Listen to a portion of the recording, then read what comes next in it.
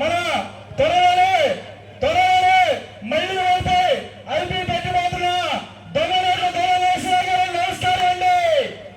నా పేరు కొల్లు వరప్రసాద్. నేను కైకలూరు నియోజకవర్గం జనసేన పార్టీ నాయకుడిగా మీ యొక్క బాధ్యతల సంఘం అధ్యక్షుడిగా ఉన్నా.